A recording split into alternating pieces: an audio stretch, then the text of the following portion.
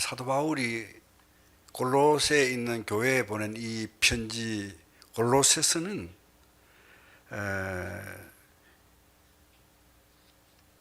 그 당시에 그 교회 안에 스며든 이단으로부터 교회를 지키기 위해서 이 편지를 보냈습니다. 상당히 그렇게 보면은 분위기가 좀 무거울 듯한데, 이 편지 속에 바울은 감사라는 낱말을 여러 번 썼습니다. 제가 세어보기에는 7번인데 어쨌든 7번이나 감사라는 말을 쓰고 있습니다. 오전에도 말씀 우리가 나눈 바와 같이 어떤 한 개인의 어떤 마음의 자세, 그의 태도, 가정으로 말하면 가정의 어떤 분위기, 교회의 어떤 분위기, 그런 것들이 감사가 넘치는 그런 노래가 아마 학생 시절에 불렀는데 아마 가사를 다 기억을 못 하겠습니다만은 언덕 위에 있는 그 하얀 집 말고 외국 노래 같은데 그런 근심 걱정 하나가 없다 하는 그런 노래가 있죠. 영어의 가사에 보니까 그 가사는 우리를 낙담시키는 말이 들리지 않는 가정이다. 우리 용기를 잃게 만드는 그러한 말이 별로 들리지 않는다.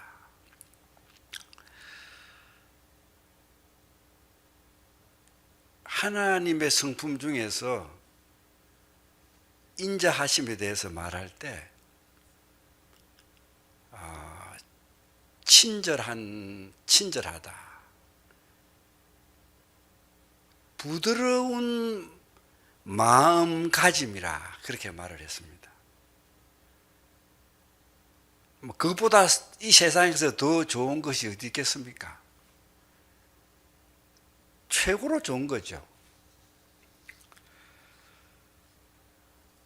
감사가 넘친, 입을 열어서 말을 할 때마다 감사.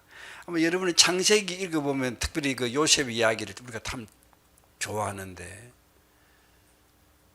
요셉도 하나님을 덜먹이고 그 형들도 하나님의 이름을 덜먹이는데, 요셉은 하나님을 덜먹일 때마다 하나님을 높이고 하나님께 대한 신앙을 고백하는데, 형들은 하나님의 이름을 좀처럼 덜먹이지 않는데, 그들이 하나님의 이름을 덜먹일 때는 하나님을 원망하는 그런 말을 우리가 읽을 수 있습니다. 감사하는 말. 구약시대의 그 찬양대들 중에 어떤 분들은 감사하는 말씀을 인도하는 그런 사람들이 있었습니다. 감사하는 말을 인도하는 사람. 그러니까 우리가 예배할 때 얼마나 감사가 중요한가. 1장부터 이렇게 쭉 보게 되면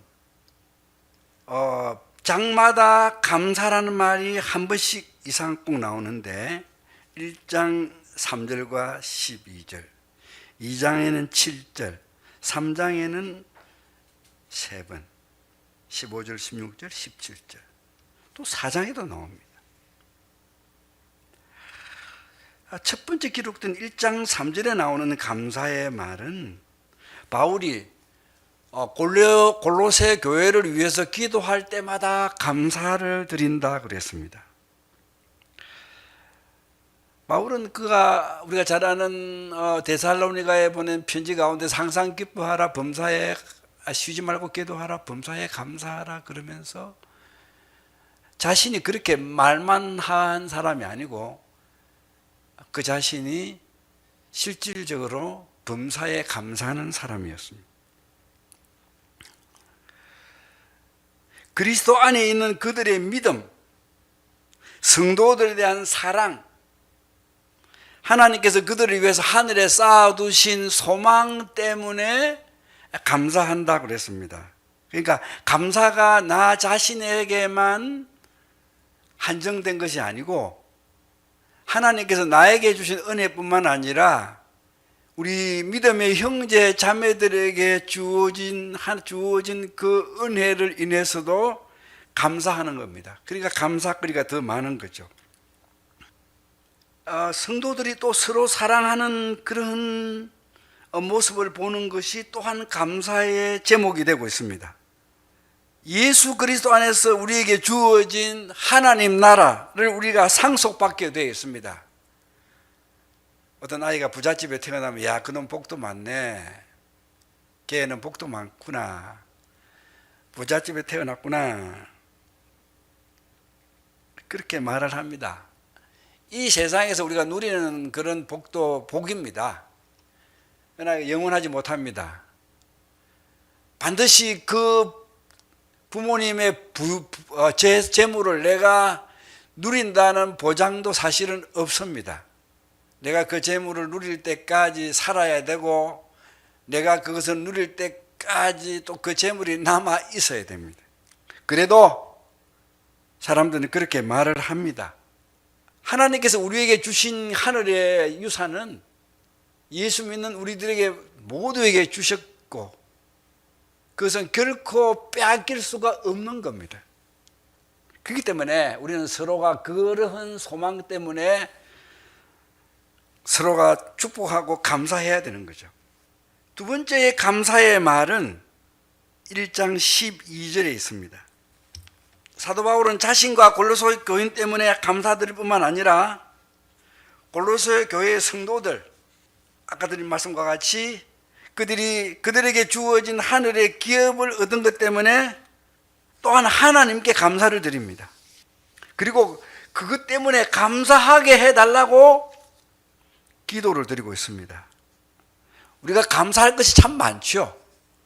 범사에 감사하는데 이 세상에 있는 일반의 은총으로 인한 감사도 우리가 많이 해야 됩니다. 볼 수 있고 들을 수 있고 노래할 수 있고 걸을 수 있고 물을 마실 수 있고 어떤 사람에게는 통증을 느끼는 것도 감사라고 하더라고요. 예. 신경이 다 마비돼 가지고 이 감각이 전혀 없는 사람, 아픔을 좀 느껴봤으면 좋겠다 하는 그런 사람도 있지 않습니까? 통증은 너무 아프고 힘들지만은 그것도 감각이 살아있으니까 느끼는 거라는 말씀이죠. 형제가 서로, 믿음의 형제들이 서로 사랑하는 모습 보는 것은 우리가 참 감사할 조건 중에 또 하나가 되는 것입니다. 세 번째 감사가 나오는 말은 2장 7절입니다. 믿음에 굳게 서서 감사가 넘치게 하라. 그러니까 믿음과 감사는 불가분의 관계, 뗄 수 없는 관계를 가지고 있습니다. 믿음 있는 사람은 깨어 있다면은 하나님 은혜를 깨닫게 되고 감사하게 되는 거죠. 그래서 믿음에 굳게 서서 감사가 넘치는 거죠. 우리가 사람들하고 만나고 이렇게 또 주거니 받거니 하다가 보면 어떤 사람은 조그마한 선물을 주었음에도 굉장히 고마워하는 사람이 있습니다. 뭐 자녀들도 마찬가지죠. 부모가 자녀들에게 조그마한 선물을 줄 때 그 고마움의 표시를 아주 진지하게 할 때 제가 그런 말을 한 적이 있어요. 우리 아이에게 그런 말을 한 적이 있습니다. 네가 고마워하니까 내가 고맙다. 그렇잖아요. 네가 고마워하니까 내가 고맙구나. 우리가 깨어 있다면은 감사할 일이 너무 많습니다. 우리의 믿음이 자라면 자랄수록 감사가 넘칠 수밖에 없습니다. 부끄럽지만 살아온 날도 돌이켜 보니까 물론 저는 땅 한 뼘도 없습니다. 지금은 오래된 이야기입니다. 신학교 다닐 때 어떤 교회 권사님이 저한테 중매를 하면서 저는 장가갈 처지가 못 됩니다. 그러니까 자꾸 중매를 하시려고 그래요. 돈도 없습니다. 이게. 권사님 그 물어보래요. 50만 원도 없냐 그러더라고. 그것도 없습니다. 죄송하지만은 지금부터 40년 전이니까 5만 원도 저한테는 없었습니다. 뭐 없는 사람이. 돈이 있어서 할 수 있는 것이 많지만은 할 수 없는 것도 참 많이 못한 것도 있지만은 돌이켜 볼 때 돈을 모으지 않고 한 것을 후회하지는 않는데 은혜가 부족했구나. 감사가 부족했구나. 하여간 믿음에 굳게 서게 되면 감사가 넘치는 거예요. 그러니까 우리 자신이 내 자신의 믿음이 어떤가를 우리가 알아보려면은 우리가 건강을 이렇게 점검할 때 혈압을 재기도 하고 체온을 재기도 하고 뭐 당뇨 수치를 재기도 하고 여러 가지 이런 그 건강 검진을 많이 합니다만 우리의 믿음을 재어 볼 때 내가 얼마나 감사하는 마음을 가지고 있는가. 나의 감사의 차원이 세상 사람과 같은 이 세상에 속한 것들만 감사하는가, 아니면 하늘에 속한 것 때문에 얼마나 감사를 드리는가. 옛날에 제가 있던 교회 어떤 집사님이 오래됐습니다만은 자동차를 타고 가다가 차가 굴러버렸어요. 완전히 차가 박살이 나서 폐차시켰는데 몸이 말짱하다 하면서 감사한 것을 드리더라고요. 속으로 아무 탈 없을 때는 얼마나 더 감사해야 되겠어요. 근데 우린 그렇지 못하죠. 그저 보통으로 살아가는 것이 얼마나 대단한 것인가. 그냥 늘 이런 말 자주 합니다. 집에서라도. 그냥 보통으로 사는 것이 아주 대단한 거다. 특별한 거야. 그런데 그걸 못 깨닫습니다. 종교에 처하나 깨닫지 못하는 자는 멸망하는 짐승과 같다 그래요. 네 번째 감사는 3장 15절에 있지 않습니까? 거기는 오늘 읽은 말씀과 같이 감사하는 사람이 되라 그래요. 제가 영어 성경을 보지를 못했습니다. 영어 성경 가진 분이 어떻게 되는지 모르겠습니다만 얼마 전에 세계에서 아주 부자인 사람이 우리나라에 잠시 20시간 왔다 갔는데 그 사람의 별명이 뭐라 그랬습니까? 죄송합니다만 영어를 잘 못하지만 man of everything. 돈이 워낙 많으니까 뭐든지 정확하게 말하면 뭐든지 할 수 있는 거예요. 돈으로라면 할 수 있는 거라면 웬만한 것은 우리는 이제 믿음으로 말해야 되니까 할 수 없는 것이 많죠. 돈으로서는 웬만한 것은 다 할 수 있기 때문에 그 사람은 뭐예요? 모든 것을 할 수 있는 사람이다라고 그렇게 별명을 붙이는데 뭐 그런 사람들 세상에 부러워하는 사람도 굉장히 많죠. 그러나 우리 하나님의 백성들은 감사하는 사람이라. 감사하는 사람이 되라는 거예요. 이래도 감사하고 저래도 감사할 수 있는 사람. 세상적으로 성공해도 감사하겠지만 실패해도 하나님께 감사하고 찬송할 수 있는 사람. 제가 개업 예배 드리러 가면 가끔 그렇게 말합니다. 우리 하나님 영광을 위해서 한다고 그러는데 사업이 망해도 하나님께 영광되면 괜찮겠습니까? 제가 그렇게 물어봐요. 좀 기분 나쁜 말일지 모르지만 말로는 하나님 영광 그러지만 정말 내가 성공해가지고 하나님 영광 돌리고 싶은데 하나님 영광보다 내 성공이 더 앞설 수 있는 우리들의 마음이기 때문에 제가 그렇게 한번 말을 해보는 거죠. 뭐 실패하는 것이 하나님께 영광 된다면 기쁘게 받아들일 수 있겠습니까? 감사하는 사람이에요. 생각나는 말씀이 있지 않습니까? 범사에 감사하는 사람. 같은 말이에요. 어쩌면 골로새서 이 말씀이 더 강력하다고도 할 수 있겠죠. 아예 존재 자체, 본성 자체가 우리는 타락했지만은 하나님의 은혜로 새롭게 되어서 아예 그냥 이래도 감사할 수 있고 저래도 감사할 수 있는 어떤 조건에 의해서가 아니라 그저 하나님 때문에 감사할 수 있는 사람으로 사람이 새 사람으로 변하는 거예요. 시계 같은 거 살 때 방수가 되는 거, 긁히지 않는 거. 우리가 하나님 은혜 안에서 굳게 서 있으면, 우리가 하나님께 대한 믿음 위에 굳게 서 있으면 무슨 일이 일어나도 바울의 고백과 같이 환난이나 적신이나 위험이나 칼이나 그 어떤 피조물도 하나님의 사랑에서 우리를 끊어낼 수가 없다는 그 믿음 안에 굳게 서 있으면 감사할 수 있는 거죠. 욥과 같이 어머니 뱃속에서 적신으로 나와서 알몸으로 돌아가는 것이 마땅하다. 주신 분도 하나님이시고 가져가신 분도 하나님이시니까 하나님을 찬양합니다. 언젠가 꿈위에 지금부터 한 35년 좀 더 됐는지 모르겠습니다. 이름을 말하면 여러분들이 알 수 있는 분도 있을지도 모르겠습니다만, 그 장로님 집에 비가 많이 와가지고 물이 잠겼어요. 그래서 집이 완전히 허물어지게 돼버렸습니다.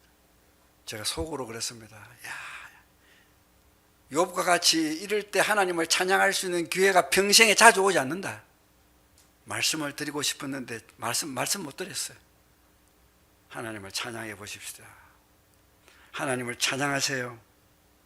마귀라는 놈이 왔다가 무한을 당하고 가도록 환난을 당할 때 감사하고 찬양을 드린다면 하나님께서 얼마나 영광을 받으시겠습니까?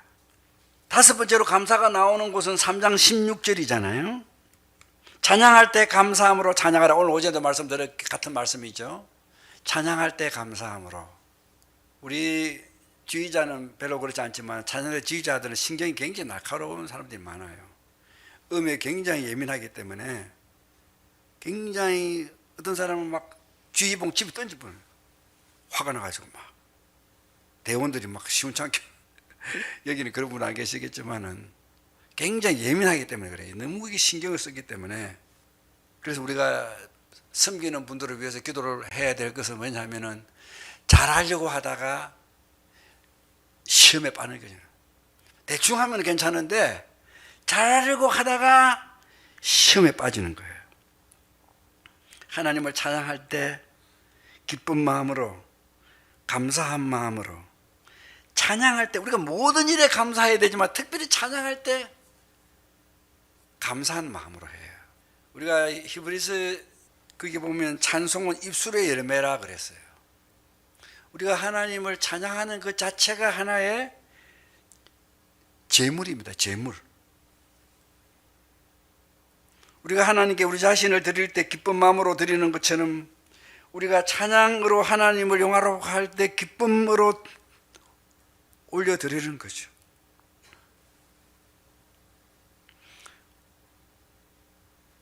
내키지 않은 마음으로 예배해서 안 되는 것처럼 감사가 없이 하나님을 찬양하지 않도록 우리 자신을 항상 일깨워야 되죠. 하나님의 은혜를 언제나 사모해요. 그러한 마음으로 늘 깨어있기 위해서 하나님의 은혜를 구해야 하는 거죠. 성도들이 교회 일꾼들, 목회자나 장로님들이나 여러 봉사자들을 위해서 기도해야 될 이유 중에 하나는 바로 거기에 있습니다. 완전 직무를 맡았기 때문에 해야 되죠. 기쁨으로 해야 되는데 때로는 이 기쁨을 잃어버리기 쉽습니다. 교회 임직식에 가면 그런 말씀도 많이 해요. 인도자들에게 복종하고 순종하고 복종하라. 그렇지 않으면 지도 인도하는 자들이 즐거움으로 하지 않는다. 하기가 힘들다. 즐거움으로 할 수 있는 것은 개인에게도 책임이 있고 또 성도들에게 책임이 있기 때문에 우리는 섬기는 분들이 은혜 가운데서 기쁨으로 봉사하도록 하나님의 은혜를 구하고 봉사하는 자신 또한 그런 은혜를 구해서 힘들지만은 기쁨으로 맡은 일을 할 수 있도록 은혜를 구해야 해요. 저 개인적인 얘기가 조심스럽긴 하지만은 저는 잘하지는 못하든지 뭐든지 하게 되면 제가 마음속에 정한 게 있습니다. 최소한 기꺼이 한다. 최대한 기쁘게 한다. 여섯 번째는 3장 17절입니다. 또 무엇을 하든지 말이나 일이나 다 주 예수의 이름으로 하고 그를 힘입어 하나님 아버지께 감사하라. 우리가 예수 믿어서 예수님과 우리가 하나가 되었기 때문에 우리가 하는 일들은 다 주님의 이름으로 하는 것이고 곧 주님이 하시는 것처럼 하는 것이 되는 거예요. 주님의 이름으로 한다는 것 자체가 엄청난 특권이죠. 우리가 하나님께 감사하는 것도 예배하는 것도 마찬가지로 예수 믿는 우리들은 주님 말씀과 같이 주님을 떠나서는 우리는 아무것도 할 수 없다고 말씀하신 것처럼 모든 일을 예수의 이름으로 해야 되는 거죠. 모든 일을 예수의 이름으로. 말로만 예수의 이름이 아니라 진정으로 주님의 이름으로, 다시 말하면 주님께서 인정하실 만하게, 주님께서 인정하시도록. 그래서 어떤 분의 책의 제목과 같이 예수님이라면 어떻게 하실까? 내가 한 것이 예수님께서 하신 것처럼 그렇게 할 수 있도록 은혜를 구하는 거죠. 감사도 예수님의 이름으로. 예수님 아니면 우리는 하나님 앞에 나아갈 수가 없습니다. 우리 같은 사람이 다른 사람을 우리가 내가 어떤 일을 하는데 할 수 있도록 어떤 사람을 소개해 주면 그 소개해 준 사람에게 우리가 감사해야 되지 않겠습니까? 때로는 소개해 준 사람에게 우리가 감사하고도 사례를 하기도 합니다. 우리가 하나님께 감사하는 것은 사실은 돈으로 할 수 있는 것이 아니죠. 자녀들이 부모에게 효를 하는 것이 돈으로 할 수 없잖아요. 돈으로 한다는 것은 만일 하나님께 감사나 부모님께 감사를 돈으로 하겠다면 굉장히 어쩌면 그 은혜와 사랑을 모독하는 것이 될 수 있죠. 물론 우리 마음으로 감사하고 교도하는데 그 마음의 표시를 물질로 할 수가 있죠. 마음이 있으면 물질이 가게 돼 있죠. 예수님이 아니고는 하나님 앞에 나갈 수도 없고 하나님 은혜를 누릴 수도 없고, 그러니 하나님께 감사하는 것도 예수님의 이름으로 감사하는 거죠. 마지막은 4장 2절에 있는데 4장 2절은 여러분 보셔야 될 것 같습니다. 제가 기도를 계속하고 기도에 감사함으로 깨어 있으라. 이 말씀은 기도에 감사함으로 깨어라 하시는 것은 그 앞에 있는 말씀과 함께 우리가 생각을 해야 되겠는데요. 기도를 계속하고 기도에 감사함으로 깨어 있는 것은 기도를 항상 힘쓰라는 말씀과 관계가 되어 있습니다. 기도를 항상 힘쓸 때 우리가 간구하는 것만 힘쓰는 것이 아니라 이미 받은 은혜에 대하여 감사하라는 말씀이에요. 그래서 아마 여러분들이 기도에 대해서 우리가 기도의 순서를 말할 때 보통 그렇게 말하죠. 그것이 하나의 철칙은 아니지만은 우리가 기도를 좀 더 잘한다고 하면 표현이 어떨지 모르겠습니다만은 하기 위해서는 먼저 하나님 앞에 나아갈 때 찬양을 드리죠. 그 다음에 고백을 하죠. 고백은 두 가지 고백하죠. 먼저는 신앙의 고백, 죄를 회개하는 기도를 드리죠. 그리고 이제 감사를 드리고 마지막에 간구를 드리죠. 물론 급할 때는 순서가 다 바뀔 수 있겠지만은 일반적으로는 그런 순서를 따라서 기도하는 것이 자연스럽습니다. 우리가 하나님께 은혜를 구하러 갈 때 이미 받은 은혜에 대한 감사의 마음을 많이 가지고 가요. 우리가 입을 열기 전에 하나님께서는 다 하셔요. 우리가 하나님 은혜를 어떻게 받아서 감사하는지, 하나님께 영광 돌리는지 다 하셔잖아요. 그렇기 때문에 우리가 제대로 감사하지 못했다면 그걸 회개해야 되고, 감사하는 마음을 가지고 나아갈 때 우리는 더 하나님 앞에 담대하게 하나님의 영광을 위해서 하나님의 은혜로우심을 높여드리기 위해서 은혜를 강구할 수 있는 거예요. 자녀들은 부모 앞에 부모들에게 무엇을 달라 그럴 때 거짓말하면 안 되는데 그렇잖아요. 부모들은 공부한다 그러면 전부 다 좋게 생각하니까 거짓말 할 때가 있죠. 돈을 좀 얻으려고 돈을 달라면 안 주니까 내 책을 살 테니까 돈 좀 달라고. 그러면 줍니다. 공부하겠다 그러면 줍니다. 근데 하나님께는 그럴 수 없죠. 하나님 우리 다 아시니까. 진정으로 우리가 하나님 앞에 하나님께 우리에게 주신 은혜에 대한 감사하는 마음을 많이 가지고 있다면 하나님께서 우리에게 은혜 베푸시기를 얼마나 즐거워하시겠어요. 그래서 기도에 감사함으로 깨어 있는 거죠. 시편에는 특별히 시편 104편 13절에 보면 온 세상에 하나님의 은총이 가득하다 그랬습니다. 왜? 하나님께서 이 세상을 다 만드셨기 때문에 온 세상이 다 하나님 것이잖아요. 뭐 포도나무를 볼 때든지 다른 과일 나무를 볼 때든지 뭐 채소를 볼 때든지 땅을 만질 때든지 다 하나님의 것이잖아요. 햇빛을 쬐일 때, 바람이 불 때, 비가 올 때 하나님께서 우리에게 햇빛을 주시고 비를 주시고 공기를 주시고 열매 맺는 채소를 주시고 나무를 주시고 그것들을 가꿀 수 있는 지혜를 주시고 그래서 하나님의 은혜를 누리게 해주시는 것에 대해서 우리가 감사를 하려면은 한도 끝도 없는 거예요. 그런 점에 있어서 옛날 우리 조상들은 농자 천하 대지본이라 그랬습니까? 제가 제대로 읽은지 모르겠습니다만은 농업을 굉장히 소중하게 생각했죠.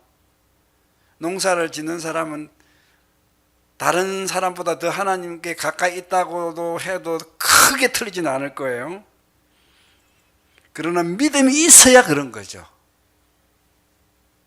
사람을 봐올 수 있는 걸, 대화할 수 있는 걸, 노래를 할 수 있고 들을 수 있는 걸, 모든 것이 하나님의 은혜고 깨어있기만 하면 감사한 거죠. 오늘 감사주일에 여러분들은 어떤 은혜를 누리고 싶은지 사람마다 조금 다를 수 있겠지만은 하나님께 은혜를 많이 받아서 정말 감사가 넘치는 사람, 아니 감사하는 사람이 아예 되는 것을 그렇게 될 수 있기를 기도하고, 야, 우리 지동교회 가면은 감사가 넘치고 감사하는 사람들이 많다, 그렇게 인정받는 우리들이 다 되게 해주시기를 바랍니다. 기도드리겠습니다.